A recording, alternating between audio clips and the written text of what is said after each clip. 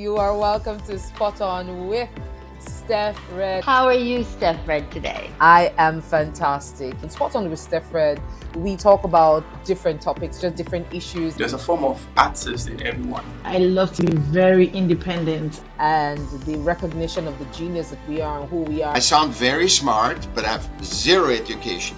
I always learn something from everybody I work with. To see how we can embrace new perspectives and, quite importantly, be able to progressively evolve with the fullness of who we are, the fullness of our genius. When you are living a fulfilled life, that means that's the feedback loop that you are on the right path. When you can give value to someone, that's your greatest gift to the world, and that's when people will listen to you. And then begin to impact our world with that genius, one person at a time.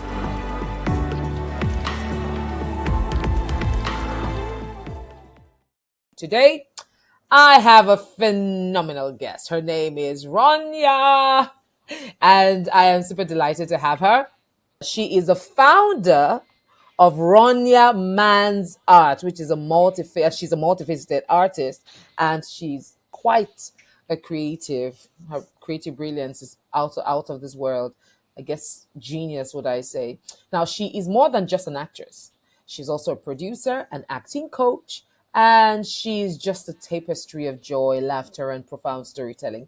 With her infectious enthusiasm, she has graced both the screen and behind the scenes, leaving an indelible mark on the world of cinema. Behind the camera, Ronya's credit shines brightly, from co-producing the melodious masterpiece of A Tune Away, 2021, to directing, producing, and co-writing the elevating cinematic experience Rise of 2018.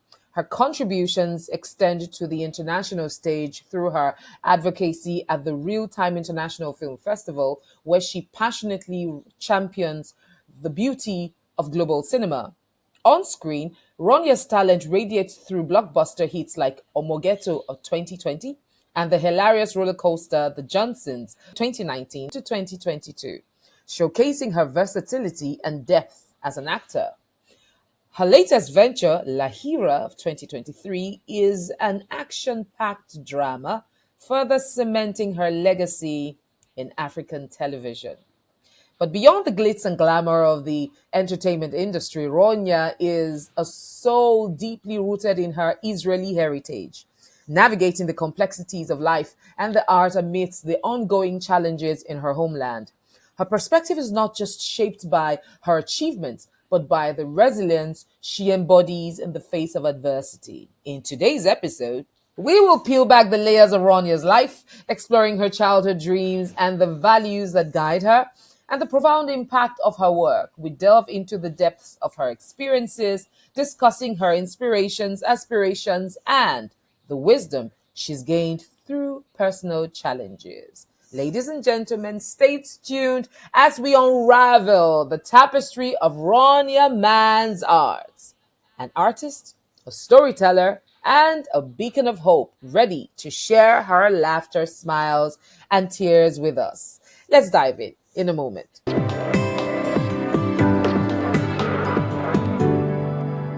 All right, now welcome back. Hi, Ronya. It's a pleasure to meet you, to meet you. How are you? You're welcome to How Spot are On. you, StephREDD, today? I am fantastic. You're welcome to Spot On with StephREDD, and I am looking forward to a fantastic session with you. As a matter of fact, my first Caucasian, would I say Caucasian guest? Yes, you're Caucasian. Is it Caucasian? No, Caucasian only by skin color, I must say. Okay, you're African at heart, is it? Yeah. So tell me, Ronnie, tell me, it's really a pleasure to have you here, and I'd like to start from the very beginning. Can you share what motivated you, or should I say what inspired you to step into the world of acting and storytelling? I've been dreaming of being an actress since I was a teenager. I was watching these TV shows every day after school for hours and hours on end, and um, just wanted to be on one of those shows, and didn't know how to go about it. And then I went to study engineering, and then I went to study acting, and became a theater actress. Later on, my acting teacher asked me to join the faculty at his studio, acting studio. So I became a teacher and a director, and kind of forgot about the whole TV show dream in a way. You know, I was so absorbed in what I was doing and in grooming actors and uh, yeah, and the theater scene in Israel, where I'm from. Mm, mm, mm. And it's a very strong and rich and vibrant theater scene in Israel. Oh, wow. So, yeah, and also, I mean, the cinematic scene is as vibrant, but it's easier to start off from the theater, I think, Mm, and I also think it's the fundamentals of acting, anyways. So that's where I started. And when I came to Nigeria, I mean, I was just looking for a chance to maybe continue directing because I was on the verge of a breakthrough in my directing career in Israel. mm-hmm, So let me just become an assistant or like, you know, an assistant director on a theater production or yeah. something. And then the one thing led to another. I am envious, but really delighted for you at the same time. Yes, and I would like to. At what point? So you said you were engaged in all of this in production and acting in Israel. At what point did you pivot to Nollywood? So the Israeli scene is very vibrant, but also very small, especially the screen Mm, industry, screen acting industry. So I was looking for a way to break out and maybe move into a bigger scene, a bigger space. So kind of out of Israel because I mean, although Israel cinema is great and very reputable, mm. most of it is in Hebrew. And by the by default it's limited to a Hebrew speaking audience, which is not a very big audience. There's only Oh, like 9 million yeah, Israelis yeah. in Israel. So oh yeah, I was just looking for a bigger space to break into. And first we thought about the States, moving to the States, and then we thought about moving to Europe, to Germany, particularly to Berlin, because back then I was also a musician. And yeah, I had a band and everything. And so a lot of my musician friends were moving to Berlin. It was like Oh, the wow. thing to do. And Berlin was offering, it's a very, very big, diversified cultural hub in the world. And it was offering a lot of maybe comfortable, easy conditions to move into. Mm. And then an offer for a job came for my husband came in Nigeria, and he was like, there's a plot twist here. Plot twist. Oh, wow. Yeah. And I said, what? No, what? What? And I did grow up in Nigeria. Oh, you did? I spent like 2 years here. At what age? Well, how old were you? Um, I was in middle school. Oh, okay. And yeah, and then 2 years I was in boarding school in England, but my parents were here, so I used to go back and forth, like a lot of Nigerian kids go and study in Europe and go back and forth. So I did that for a while. So I was like, "Are you sure you want to go back to Nigeria?" Like, I never thought I would go back to Nigeria in my life.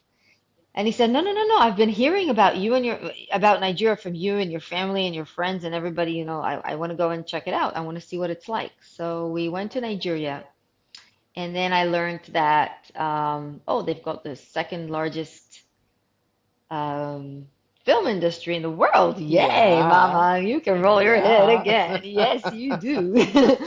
So I was like, ooh, okay, let's go check it out.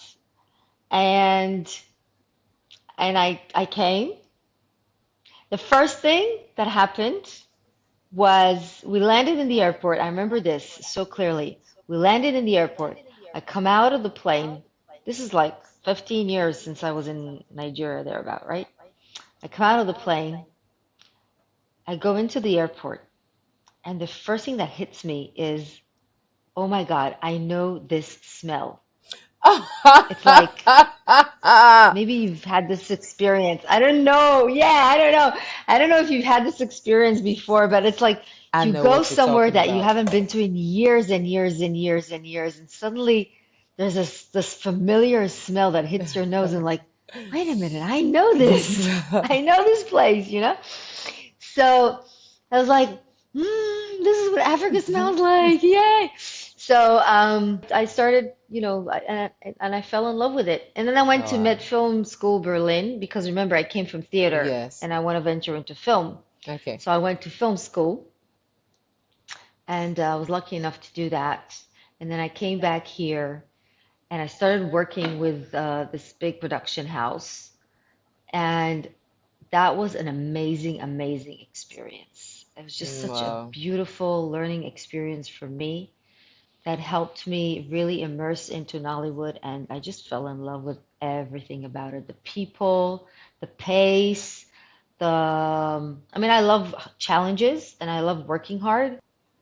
I come from a Russian type upbringing because my parents are originally from the Soviet Union, so what is Oh, today the Ukraine, yes. but back then was under Russian Yeah. sovereign. Yes. So it's called the Russian upbringing. And for those who don't know, it's a very stern, Yeah. I can get that. goal setting, Oh. hardworking upbringing, but it's also very much oriented around culture and Mm. arts. Oh, wow. So you combine the two. I mean, I was not afraid of doing 16 hours a day on set. I was happy doing that. Oh, Very that's amazing. happy. So first you started off with theater and went into film. What is really the difference or that you experience between theater and film? It's two different worlds. Oh, wow. It's two different, totally different worlds. I mean, I'm lucky. I feel very, very lucky to have experienced the camera on all sides, been in front of it. I go in front of the camera, I go behind the camera, I go behind of the camera, meaning, like the production side, not just on set, the casting, the writing, the distribution angle, all of that. I feel very lucky. And the film industry is very different than the theater industry. And the easiest one for me, I think, would be on the acting side. Because lots of my audience are actors. When you go on stage, everything you see is everything that's happening. There's no, whatever is there is what is crucial for the production. So it's the cast, the director, the costumier, the lights, the text, the mise en scene on stage, whatever you're living on in the moment, that's it. That's your world, Yeah. okay? And you walk into the stage, you live that world during rehearsals, before and after the performance, and of course during a performance. You live in that world, in that space and time.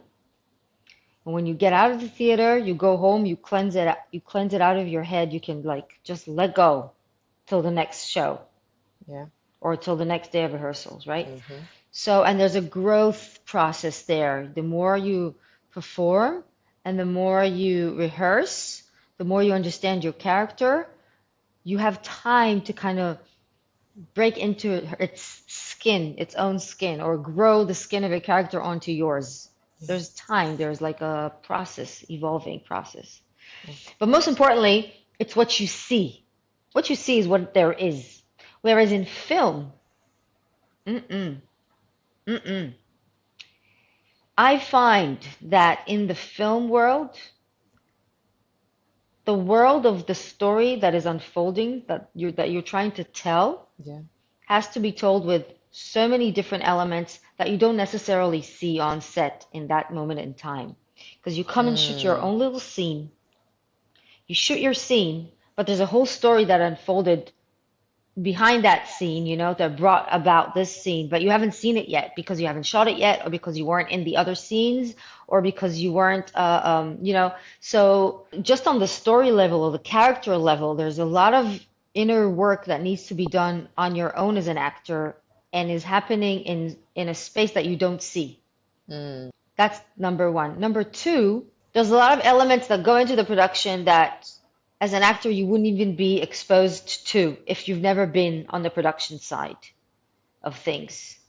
You don't understand the tools that they need in order Yeah. for this story to be told, Yeah. whether it's schedules, whether it's props and locations and lightings and sound and then your audience, your distribution, your financing, all that stuff that you don't see, that all come into play into Yeah. the film itself. Because I've learned that as an actress, one of the things I would ask a production house when they come to me for a role, where is this production going? Which platform? Because then I'll know my audience. Because then ultimately it would affect the way I already know how it would affect the way the story will be told, the film will be shot, the resources Oh. they have for it, blah blah blah. Going back to storytelling, so this is a bit of a several teeth, would I say. I want to talk about, ask how your Israeli roots affected or impacted your storytelling. But then at the other side of my mind, I'm like, okay, it seemed you're not purely Israeli. Yeah, Help put exactly. it all together. So please put it all together, the Russian background, the Russian upbringing, and the Israeli upbringing, and the Nigerian infusion at some point. Where exactly is Ronya in all of this, and how has that impacted your storytelling ability and even your acting ability? Israel is a melting pot of a lot of different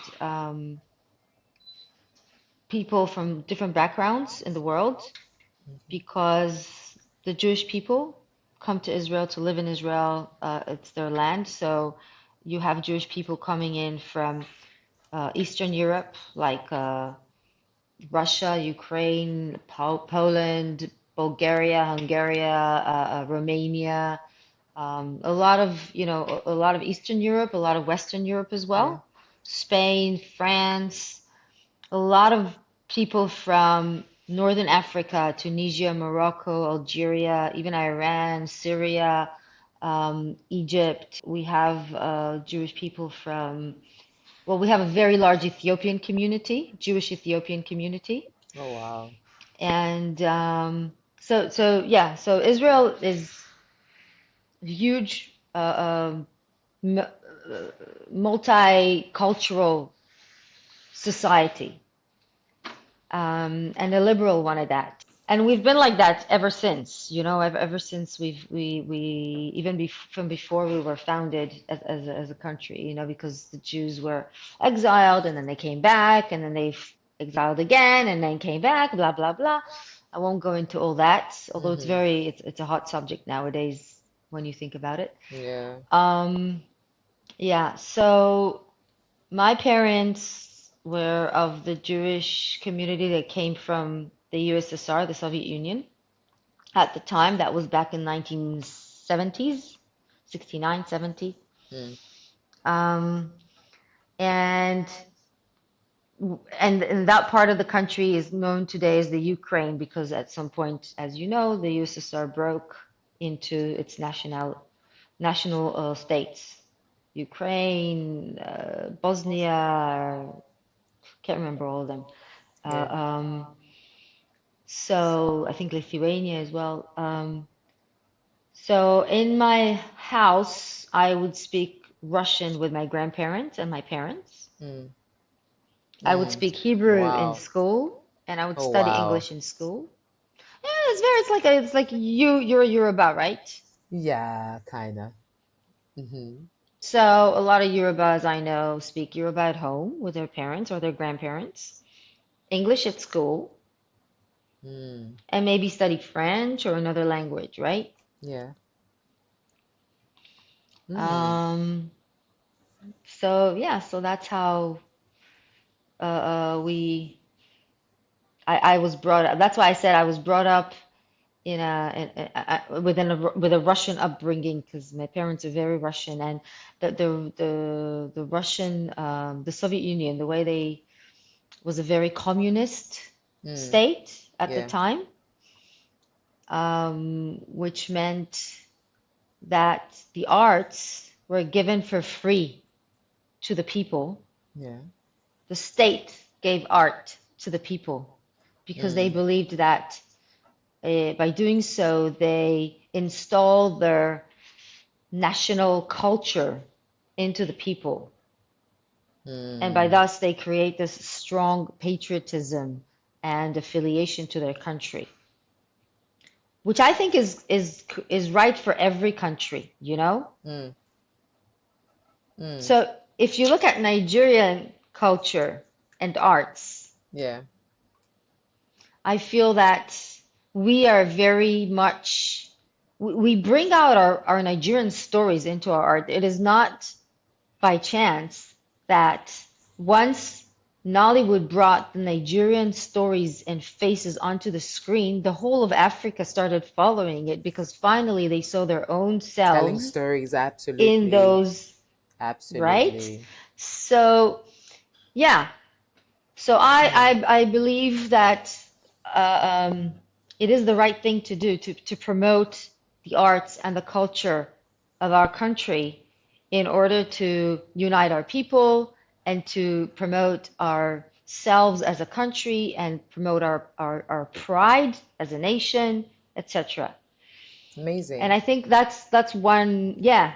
So that's one way of impacting or one thing that impacted my storytelling and my the way I feel towards the art. And I think that in that sense, I can give back to the community that I live in through the gifts that I have in the arts, and I'm happy that I have that I have something to give.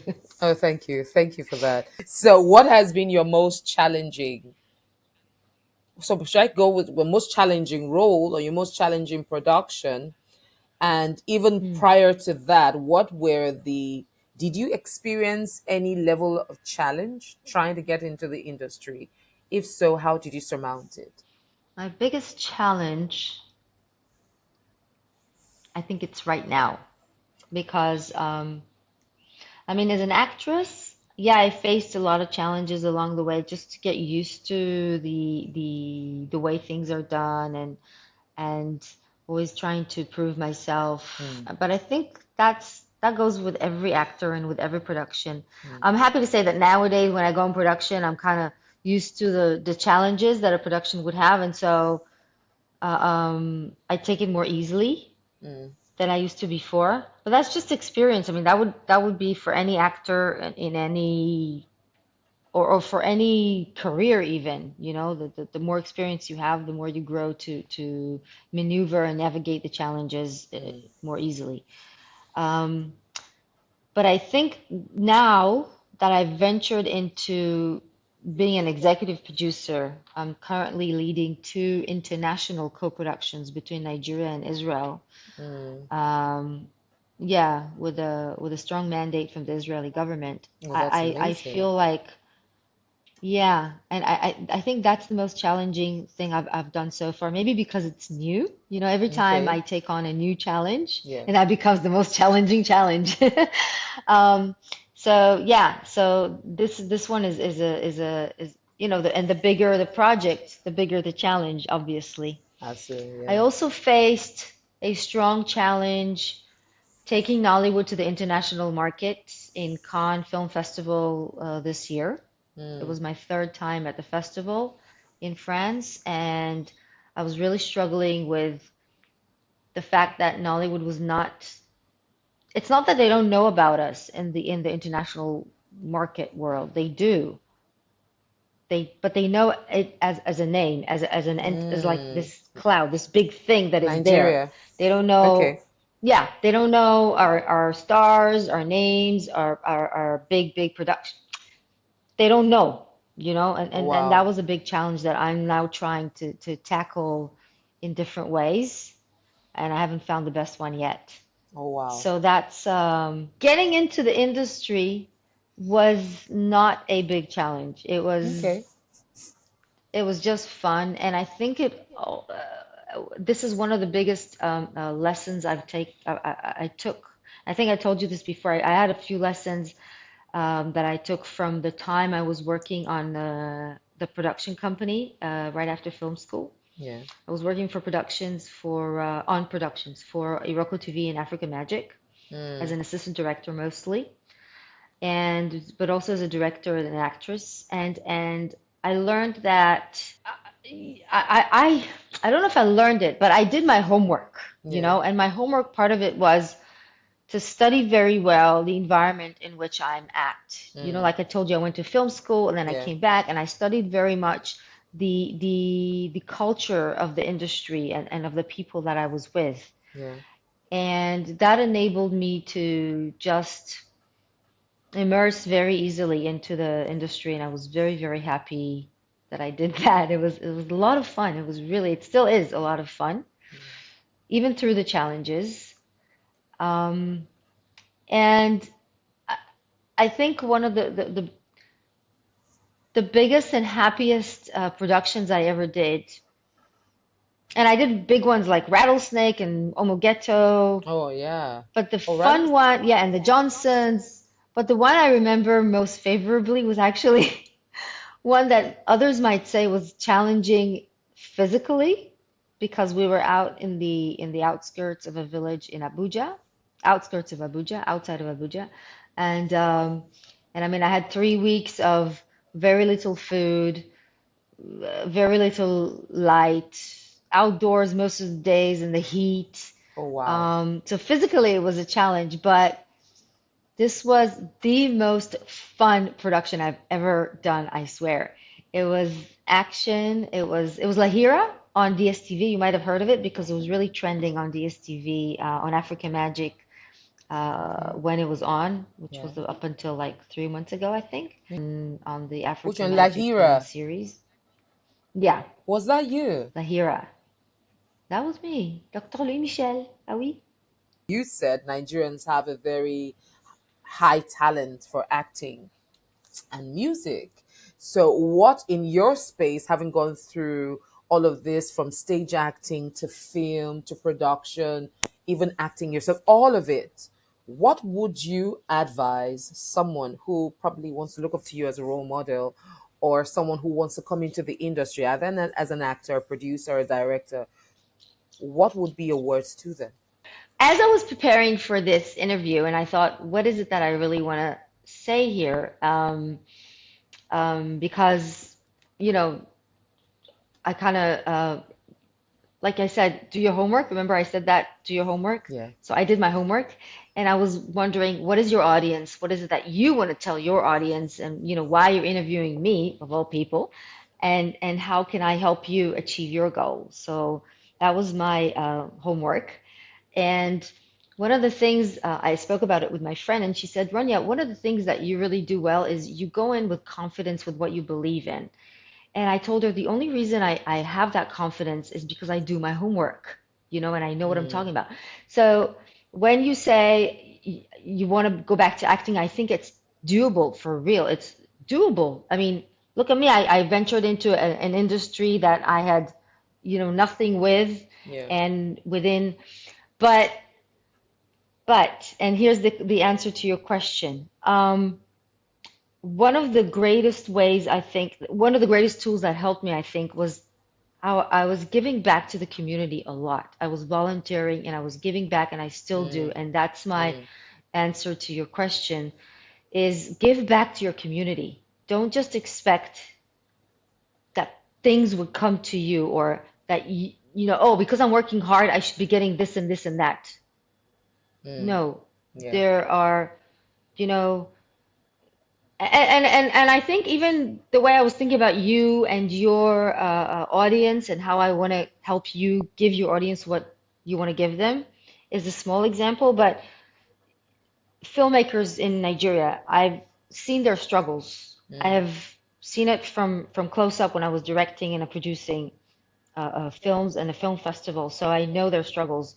So when I found out that I have a way to help them tap into a financing or a training platform outside of Nigeria, this is how I can give back, you know? This is Mm, mm, so I jumped on it, and um, and I think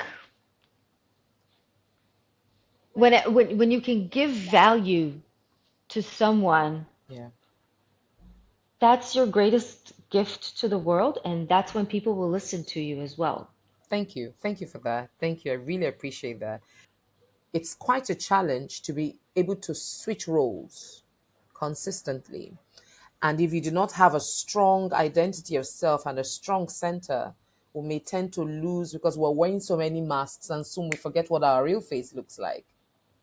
So, what does it take to, and it's also you talking about if you've ever experienced such vulnerability in handling your different roles, either as an actor, a producer, or a director. What does it take to be that? How vulnerable has it ever left you, and how did you get out of that vulnerability to build progressive strength? I think there were two vulnerable roles that I played. One was for Omogeto, and the other one was for a short film called Trumped that was screened Okay. in Cannes Film Festival, Mm. and made by a Nigerian filmmaker. Mm. And in both those roles, I think my character had to find strength. Mm. So I, as an actress, had to find my vulnerability while my character had to find strength. Does that make sense to you? Mm. Yeah. And I think it's pretty easy for us to find our vulnerable spots. We Yeah. know ourselves. It's our job as actors to know ourselves Yeah.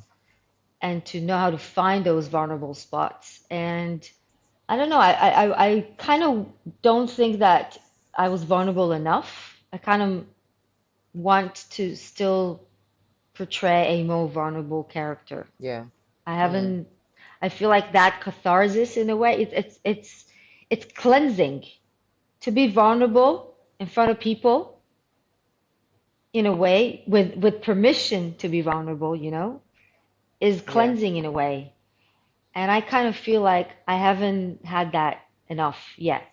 I still want to go and explore that space a bit more. I think that's it's part of what I say. Embracing your vulnerability is probably something that is it either we have not learned it, either we did not learn it, or I think it's really just it. One of my messages, my strongest messages these days is owning your shame. Whatever we call shame, whatever we call that thing that makes us feel Mm, vulnerable, because there's mm, so much strength that we can pull out of it if we just learn to face it and then turn that weakness rather, to potential strength. I'd like us to just shift a bit to a bit of a sensitive topic, really sensitive. okay. And please oblige me to ask. I mean, I can't imagine, and I really just want to peek a bit into your mind to understand how you're managing this emotionally, psychologically, recognizing the uproar that is happening in your country between Israel and Palestine. I'm assuming that it is a lot of emotional and psychological impact. But I would like to just throw that to you. How are you managing this period? You know, before we came to this interview, I was wondering, do I talk about it? Do I not talk about it? I mean, it's a very hot subject in the world Mm, right now, yeah. but our podcast is going to go on forever, and I don't Mm, know if we should be talking about it. But now that you're asking it, I'm very happy that you're asking it, and I'm thinking, no, let this be on the podcast for months and years to come because people will remember yeah. the uproar in the world, as you call it, that happened in this time. We're talking about the ongoing situation between Israel and the Hamas at the moment, right? Yeah. And the massacre that took place in Israel 2 weeks ago, Yeah. and the calls that followed it from the Islamic world to go and harm Jews everywhere around the world. And it is a very sensitive subject. Yes, it is. I've been having terrible mood swings ever Oh, since wow. that Saturday 2 weeks ago. Yeah, because when I'm with people, I try not to think about it and I'm myself, but I can't really focus on my work at the moment. I find it very difficult. When I think about it or I read something about it, I start crying. I have family there. My son is there. Oh, wow. And above all, I feel this very strong collective feeling of fate, a collective fate with my people, with the Jewish people. I'm not just talking about Israel, I'm talking about the Jewish people. So the Yeah. Jewish population is less than it's 0.2%. It's less than 0.5% in the world. Okay, there's about 15 million Jews in the world. That's less than the population of Lagos City, right? Yeah. And 1,200 were slaughtered in the most excruciating, horrible way that I cannot even imagine. You cannot imagine. Nobody could possibly imagine such a horrible. And last Friday was the End SARS Remembrance Day. You Yeah. remember the End Yeah, SARS, right? absolutely. I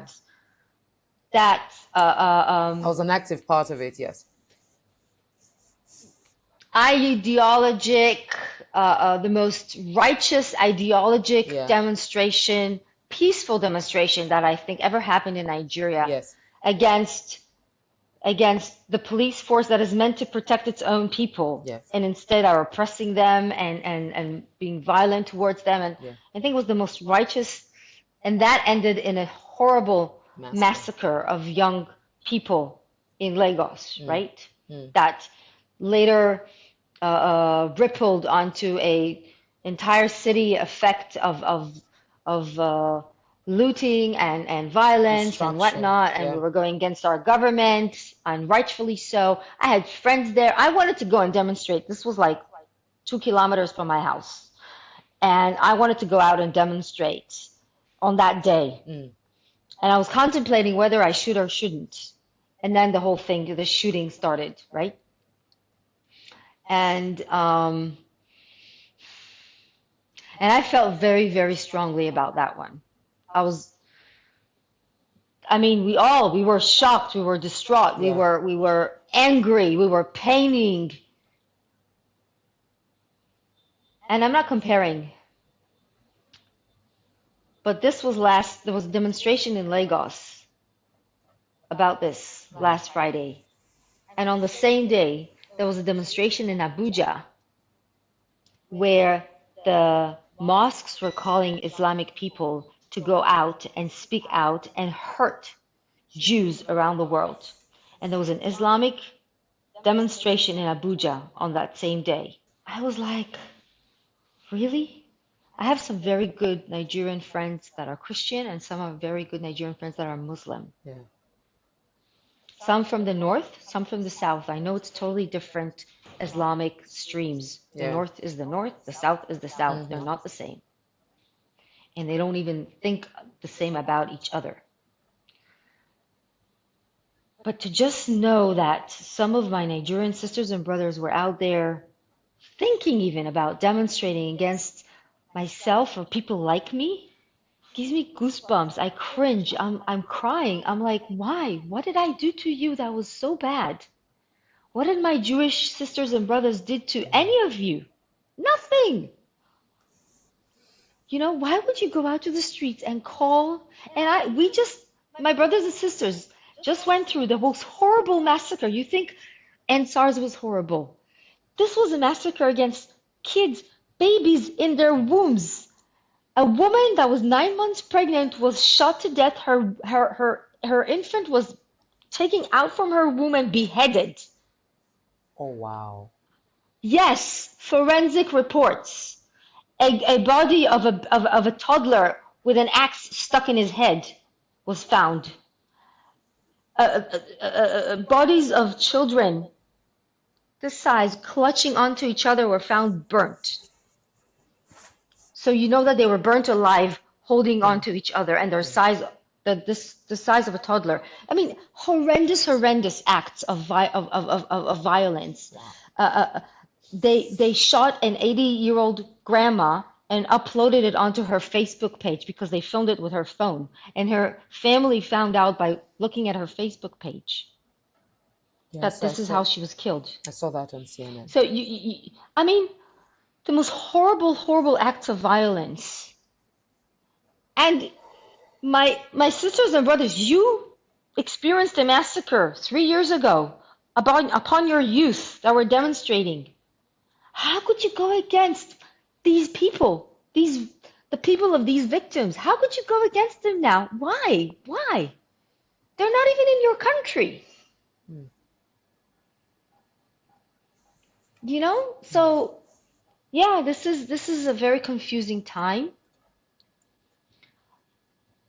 I find trying to explain to the people close to me the magnitude and the reference of what we're going through. You know, people were saying, "Oh, but why is Israel cutting off fuel and electricity to the Gaza, to the people of Gaza, right?"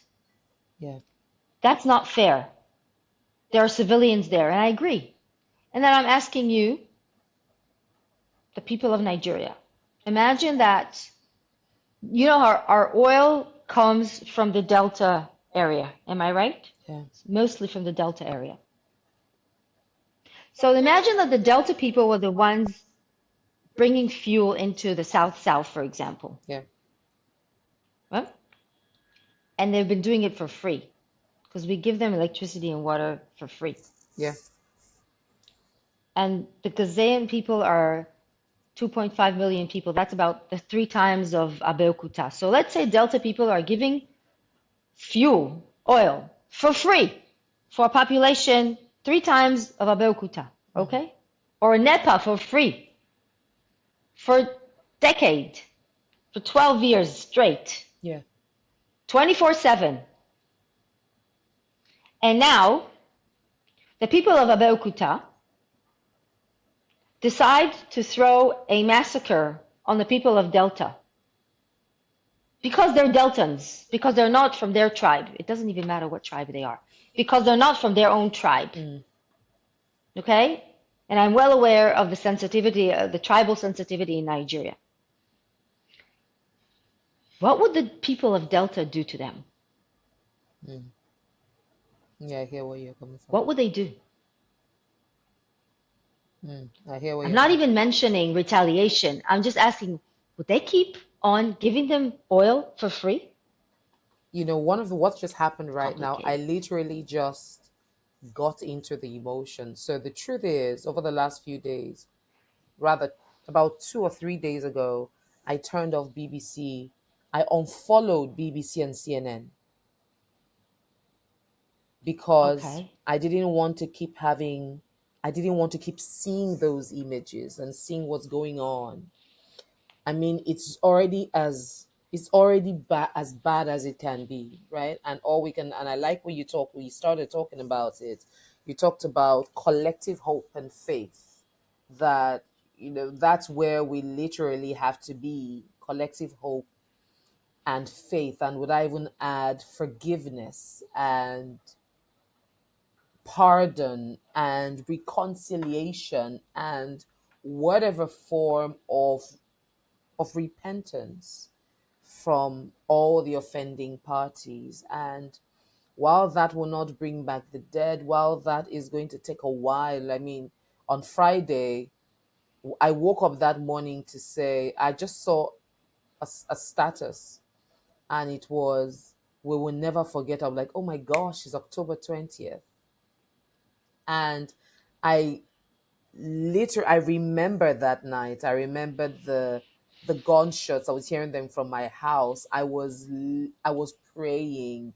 I was weeping. I was like a woman in the labor room, like really praying for, can we even have angelic interventions? And I honestly cannot imagine what the average Ghanaian or Hebrew or Israeli is going through now, what the civilians are having to go through, and this horrendous situations you narrated it. I had goosebumps while you were talking about them. I didn't, yes, I heard of the massacre. And one of the things I try to do and I often encourage my clients to do, is to sift their information, particularly when it is out of our control. Because what they do, our minds are, they retain images and retain pictures, and they eventually begins to influence how we see life, how we feel, and generate a whole level of anxiety. I mean, I'm hearing from you that there was actually a Nigerian body that gave out that kind of instruction in another country. I can imagine The how mosques, I the can, mosques oh all over the wow, world. I don't even know how to respond to that, because that typically will spike a lot of anxiety and fear and looking over your shoulder. But even in the middle of all of this, I guess there can be some hope to look onto, to hold on to. And that's what I even want to ask you at this moment. What is that thing that you're looking at that will be the picture that you can hold on to in your mind or in your heart to give you peace, even in this period, and hope for better times to come? What is that thing that you think you can hold on to give you mental peace and emotional peace and spiritual peace? Well, thank you for asking that question because it does make me think of positive things. So, going back to how to get yourself out from, I've been depressed. I've been really depressed the past two weeks. So what I do to get myself out of it is I surround myself with friends. Mm, I don't have a picture in my head yet, maybe. The pictures that run through my head are actually horrible. Um, but I have friends that I cling on to. Some of the friends that are going through the same thing, and we can talk about that. Some friends that are not going through it a lot at all. Some of them are not even very immersed in what's going on, and it's okay because with them I can just, it's my escapism. I can just forget about it for a few mm, hours yeah. and just, live their life for a minute. Goes back to what I was saying, how, try and live other people's lives a bit, open Mm, up, mm, see how other people, and there's also this little voice at back in the back of my head, feeling guilty, like when the Ukraine-Russian war broke out, I wasn't as wonderful as I wanted to be with supporting my Ukrainian friends. I don't have many, and I even have family in the Ukraine. My mother's cousin lives there or used to live there. And I wasn't that good with expressing my sympathies and fears and shared fate with them. So I feel really, really guilty, especially now that I'm on their side and I'm like, I don't expect anybody to pick up the phone and say, Ronya, I'm sorry about what's happening to your people. I don't, mm, because it's hard for people to do that. Like it was hard for me. And I don't, and I try not to throw everything I'm feeling at the first person I meet in the day, in any hour, because it's not necessarily a burden that they would like to carry, and it's not their burden mm, to carry. mm, But for those who do want to speak about it, I try to at least inform them of the real facts because I've been reading a lot of stuff on the Rise TV yeah. news, on the Tribune, the Nigerian Tribune.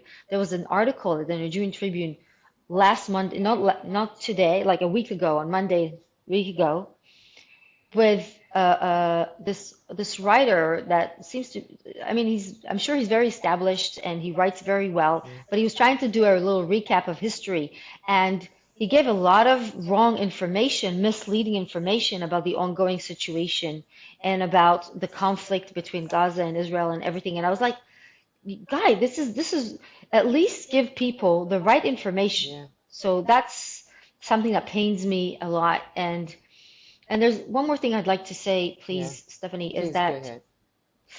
you were mentioning a collective shared fate, Yes. and that he was, for example, talking about the Gazan people, and I was talking to you about the people of Gaza, and how we don't have a beef with the people of Gaza. Our problem is not the people of Gaza are just as miserable in our eyes as we are, because we are all victims of their leadership. Now, granted, Mm, they chose that leadership probably because they were left ignorant, which I think is happening even in Nigeria, in the Islamic world. I yeah. feel I pain for the people in the north because the Muslim regime there is keeping them ignorant. And I think a lot of people in this world are using the Islamic religion as a tool to create like a cult. Sorry, it's my words. I'm not, I'm not an expert. These are my words. You can quote Yeah. me on it. And I'll say I'm not the expert, but in my eyes, they are using the Islam. They are using the Islam to create a kind of a cult of hatred and a cult and they are controlling the people of Gaza for the last 12 years for their own personal interests, which are genocidal, which are violent, hateful, militant interests, power-driven interests, and yeah, they're controlling them. They are just as much as victims as we are. Mm, To be born into that reality of 2.5 people crammed into a neighborhood as small as Lekki, phase one. Okay? Take Lekki phase one and take its population times seven. 77, seven times the population of Lekki in that small area. oh wow. In little narrow streets, in unpainted houses. They don't paint their houses. They just cram the whole family in one building and they build another floor whenever they have money to build another floor. That's all. So they and you're crammed with your brothers and sisters in one room probably. There's no job opportunities because Hamas doesn't give you jobs. The schools teach the Hamas agenda, you know? Yeah. They probably teach science more than they teach math or English because that's how you build bombs, with science. I don't know. I'm just guessing. I'm just guessing.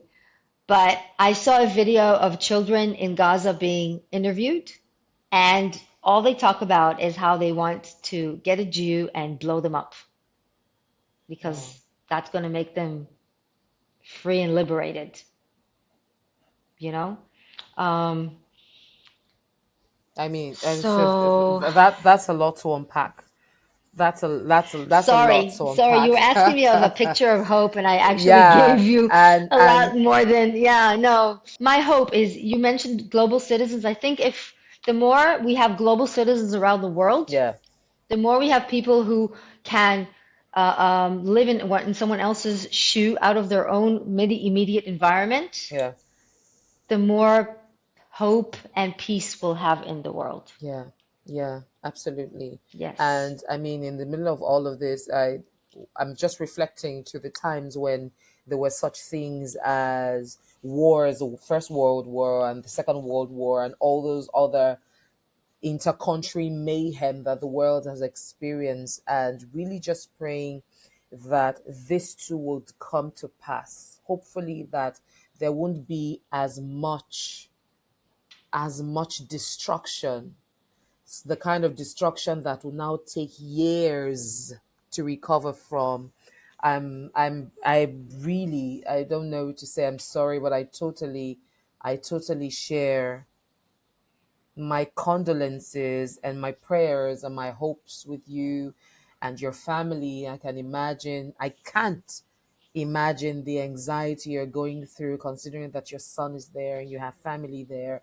And here's just sending you a happy chair, and also wanting to remind you that as difficult as it is, you want to look for something of hope, something of good report, something of hope, something of good cheer that would keep your heart in a state of peace, regardless of the turmoils and the wars that you keep hearing, and try to find a circle of joy and a connect of joy, either it's in friends or even creating a space where there is hope, there is faith, there is joy, and there is inexplicable peace. I really wish I There could. is hope. There I, is hope, I Stephanie. really, Look, we are, yeah. I was going to we say, I are, we wish we had are, this as a physical session. This would have been a time where I'll just reach out and give you a very big hug. That is why I love physical sessions, right? But yeah, I hey, know, I I'm know, I know. sending you Thank lots of hugs you. from here. And hey, you're in my prayers. You're in my Thank you. prayers. Your family Thank you. is in my prayers. And I really, really pray for peace. I pray Thank you for so much. peace. And thank you for touching that sensitive subject and not being afraid or shying away from it or hiding under the carpet. I really, really, yeah, I really appreciate it because it takes courage and it takes bravery, and I appreciate you for it a lot. You're welcome. And one more note of hope. I said that I go to my friends, and I think that this is something that we can take in life in general, is Yeah. to who we surround ourselves with and who we choose to surround ourselves with at different times in our lives. I feel very lucky to have very diversified international or internationally diversified Mm, group of friends from many countries in the world, um, from Nigeria, obviously, from South Africa, from Turkey, from that's Germany, nice. from England, from the US. So I get to hear a lot of perspectives, and I'm thinking. Yesterday night, I was dancing with the wife of the German ambassador, which 80 years ago only would be my worst enemy, right? Oh, wow. This past year, Israel signed some peace treaties with the Emirates, the Arabic Emirates, and the Saudi Arabia is on the table as well. And this would have not been even a thought that would cross our minds 10 years ago. Like we would not have thought this to be possible. So this too shall pass, as you say, Yeah. Yeah. and It we will will. grow stronger, and peace will come, and we will be more, we will be wiser, as the Yeah. world will be wiser. Mm. Yeah. I pray so too. And wow. Okay, let's lighten up the mood a bit. Let's lighten up the mood a bit. Ronya, what Oh Nigerian my food? God. Yes, which, I mean, you are now, you said you speak Pidgin English, you're literally Nigerian. So, Ah, what Nigerian food do you love? Like you could have it any time of the day. any time of the day, I could have yam and eggs sauce and Okay. dodo, like Are you easily, serious? any time of the day. Oh, But nice. Okay. the two dishes that I recently found out I absolutely love is egusi soup and amala. Do you know how to make it? You know how to make Wait. them? Amala? Was it amala? Wait. Amala is that beans cake with the egg inside and the chicken and the fish inside and the No, cake? that's moi The beans moi cake? made with beans. Moi. Sorry. My bad. Moi moi. Moi and egusi soup. Mwah. Do you make them or Amazing. do you know how to make them? I I made egusi soup once. Okay, that's impressive. I made akara once. I made a little video of it. I'm gonna release it and I'll share it with you. I made a Nice. video of myself making akara. Okay. And uh and yeah, and I can make egg sauce. I mean, egg sauce is actually very similar to an Israeli dish we call shakshuka because it's Oh, eggs with tomato sauce yeah, and onions yeah, and yeah, spicy and all that. It's yeah. just that we keep the eggs whole and you guys kind of like mash and mix everything together. Yeah, So that's yeah. the only difference. Hmm. Um, yeah, so those are my favorite dishes, but I'll tell you a little secret. The only thing I would never dare to put in my Nigerian food is crayfish and pomo. Pomoy. Pomo. Pomoy. Pomo. Pomo. It's called Pomo. Pomo. Oh my word. Pomo. Why? What did Pomo ever do to you? What? I mean, No, food without. I can't, just to think, this, first of all, okay, I have to admit, Nigerians like their meat hard, No, not all Nigerians. Well, I like, I love soft meat. oh, good to know. Oh, I love soft Okay, meat. good I to know. can't chew it if it's too hard. My teeth hurt. It has to Uh-huh. be And then pomo really is usually soft. hard. So that means it's the ones that you got. Probably whoever made it didn't wasn't patient enough for it to get soft. Bonbon nicely cooked. I I don't mean, know. really cooked to its till it's soft and all the juice in up. Anyone hearing me now would wonder what I'm talking about. Nicely spiced. There's this place it's called peppered. When I was in the Lorraine, there's this joint, they call it peppered pomo joints. OMG. It has the nicest of spices and it is soft. You just bite through it and it cuts like as though, what am I talking about? Momo? I don't know, Cowhide. but just the thought of eating the skin of the cow, but then that doesn't mean anything because I mean one of my closest friends, she's not Nigerian and she doesn't like cow tongue, and I can cook the cow tongue very, very softly and it's so yummy. So I get what you're saying about the OMG. Okay, pomo. let's go to music. Which Nigerian artist has inspired you the most? Which Nigerian artist? And so I'm talking artist and also in your industry, actor. So first artist, which Nigerian artist, musical artist has inspired you the most or do you really love? And then on the other side, which Nigerian actor or actress do you really admire and probably would like to work with? On the music side, I unfortunately am very bad with remembering which song is from which singer. So it's kind Uh, of hard for me that to, makes us two. but I can honestly say that one of my favorite local artists is actually Bantu Okay. and is not your typical, yeah, exactly. Thank you for the face. He's not your typical Afro hip hop kind of performer that you Okay. hear on the radio very often. Um, but he's got a very unique sound, almost like Fela had his own unique sound. Bantu is a very Mm, unique sound. I'll share some of his music with you after our okay. session, Okay. and Okay. I'd love to hear your feedback. And I love Okay. watching his live gigs at Bature. You know Bature, right, in VI? I love Mm-hmm. watching his gigs there. They do live gigs there. It's like it's a party. It's a party. Oh, nice. Yeah, and the whole vibe and the whole orchestra, you know, the trumpet and everything just reminds me a bit of the Fela kind of vibe Yeah. or the Kuti vibe you could hear at the shrine and nowadays, but it's a bit more dynamic for me, for my ears. So what about the act? Let's come to So the that's acting. The acting. Let's come to the acting world now. Who are the actors or the actresses that you would like to probably work with or direct or produce a So you movie see, a with? lot of the actors and actresses are either very close friends of mine or used to be my students, Oh wow. or yeah. So I cannot choose, and I will not. You have a favorite one. I love working with all of them. Yeah. I love working with all of them. I always learn something from everybody I work with, and I feel like I always have something to give to everybody I work with. Mm, And that's all I need, nothing else. So that's fantastic. That's a just very give and that's a receive. very diplomatic response, and I totally But it's the truth. It's the truth, Stephanie. yeah. It's the truth. Tell me, what has been your proudest moment working in Nollywood?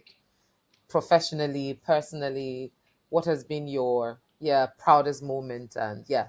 First of all, when I produced the 20-hour filmmaking challenge at the Real Time Film Festival, Okay. 2018 and 2019, 2 years in a row, while I was producing the festival itself, that was a big challenge. And I was very proud that I crossed it successfully. Mm, Another proud moment was when I directed for Iroko TV a film with Joke Silva okay. and Jude Chikuku. And another proud moment was in my last year with Real Time Film Festival, Okay. active year, I should say, because I still support them, but not as actively as I would have liked to. Okay. It was in 2020 during COVID. Yeah. Um, when we did a lot of hybrid and online sessions. Sorry, 2021, after COVID. COVID, we went all hybrid, all online. And then 21, we did hybrid.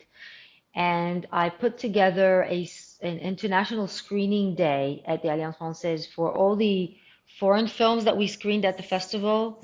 I invited all the, well, we invited all the uh, different country delegates to watch their films that were submitted to the festival. And then I was able to give a keynote about this amazing platform that enabled screenwriters and production companies meet on the platform worldwide Yeah. and exchange content and possibly exchange contracts eventually.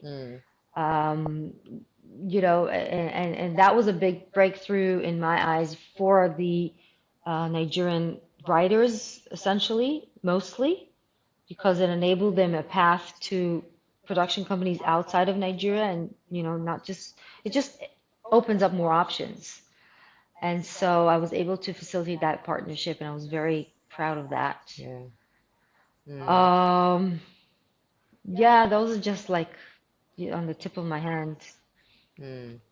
Very proud. I was very, very proud to bring Nigerian filmmakers into a film festival in Israel Yeah. and present Nollywood to Israeli filmmakers Yeah. and facilitate that new That's corridor, fantastic. something that we're still building on and fostered numerous other co-productions between Nigeria and Israel, a series and another film, etc.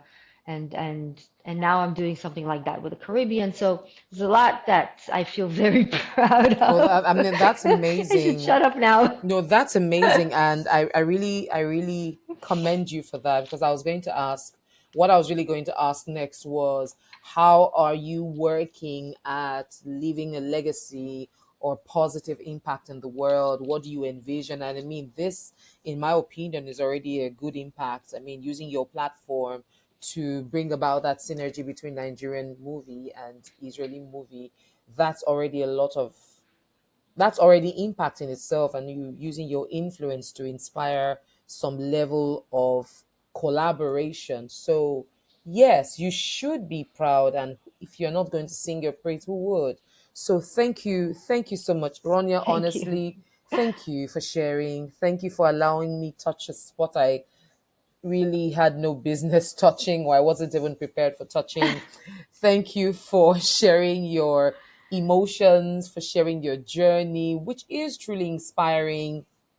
And I appreciate your openness, absolutely, to touch the different aspects you touched on. And you came on as an when you wait, I engaged you at the beginning as an Israeli, one of Israeli origin, but then I find out that you're actually a global citizen, and I'm in awe of that. I mean, you are Russian, you are Jewish, you are British at some point, and then you are Nigerian, and then you are Ivorian, et tu parles français aussi, mais je suis absolument, je sais pas quoi dire, mais it's my I am.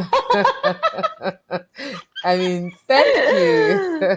Thank you for just being. Now I understand why in your resume, what I read earlier, your profile, you're really such a splash of joy and laughter.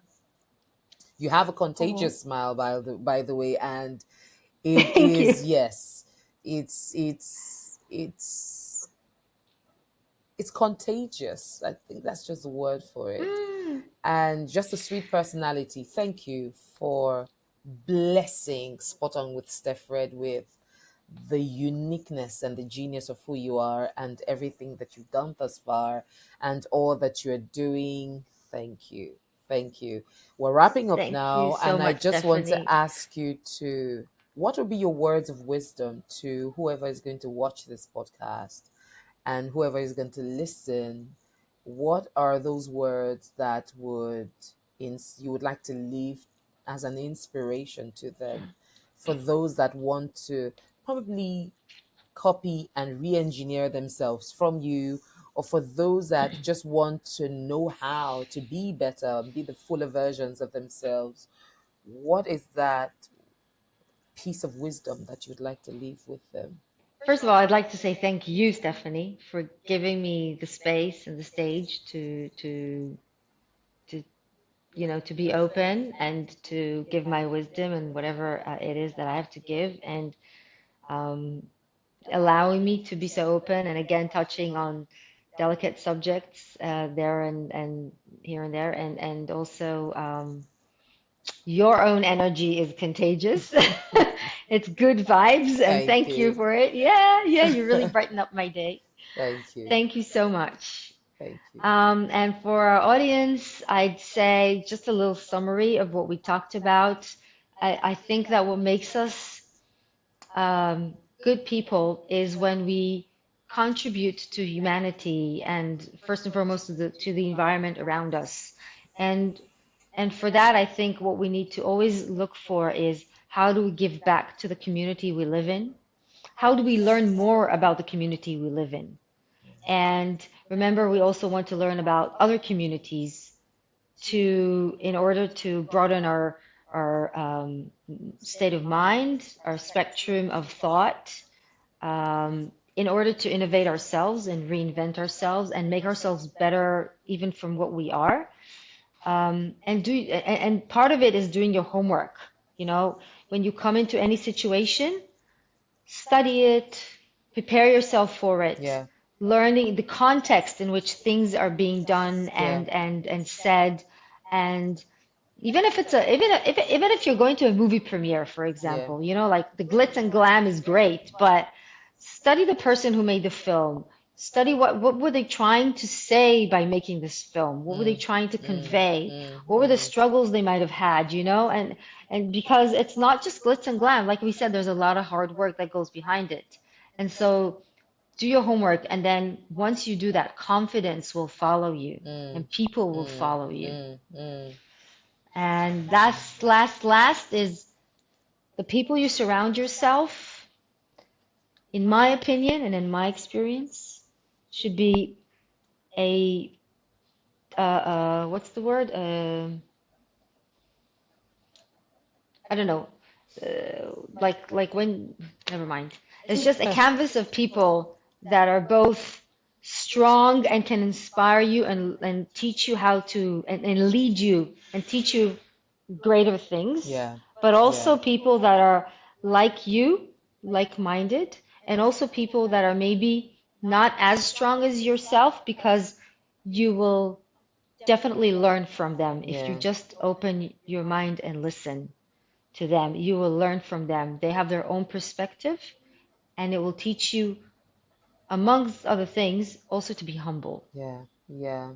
Thank you so much. Thank you, Ron. I think one of the things you're saying there is, I will also add to that. I heard that, I think to Will Smith, I heard it from, I can't remember who I heard it from, that if you move with four wise people, you'll be the fifth. If you move with four smart people, you'll be the fifth. And if you move with four idiots, you'll be the fifth. So you are pretty much a function, an output or an outcome of the kind of associations that you keep. So you want to ensure that you're keeping the right people that feed your mind, feed your emotions, feed your heart with what is good, what is positive, what is progressive, what is Exactly, what evolves. Yeah. and also keep you in check with Yes, yourself. absolutely. Absolutely. Thank you so much. We have come to the end of this beautiful session with Thank Ronya. you. Thank you. Spot on with StephREDD. Hey, if you haven't subscribed, make sure you subscribe to my channel on YouTube. It is I Am StephREDD. And on all social media platforms, it is also I Am StephREDD. And we're going to be bringing more dynamic speakers like Ronya to come share their perspectives. Because, hey, one of the things that she said is broadening your perspective and not just hiding in that small cocoon that you think, oh, you're all knowing. The world is much bigger than that space that you call yours. Expand your mind. Hey, I'm going to start watching Korean movies this week. Thanks to Ronya. Yes, expand. And one of the my father-in-law told me that one of the best ways of learning is traveling, because then you learn, you see new cultures, you see a different way of life, and then you begin to realize that all that you know is not all that you need to know. And many things that you think are true that you've come to know, many of them are not always so. So, hey, expand your mind, expand your perspectives. The world is your oyster. The world is your stage. Amen. Make the best use of it. Up until the next time. Amen. Thank you, Ronya. And I am And I've StephREDD. subscribed, Stephanie. I've subscribed already. Yay! Thank you so much, Ronya. You all have a fantastic day. Bye now.